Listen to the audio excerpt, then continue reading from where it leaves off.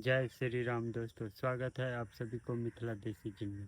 दोस्तों, आज का वर्कआउट है बैक वर्कआउट कंप्लीट। हम बैक वर्कआउट करेंगे, तो चलिए शुरू करते हैं। सबसे पहले करेंगे दोस्तों लेट पुल डाउन, फ्रंट से और बैक से करेंगे। तो शुरू करता हूं दोस्तों। चैनल को सब्सक्राइब कर दीजिए और वीडियो को लाइक शेयर कमेंट करिए।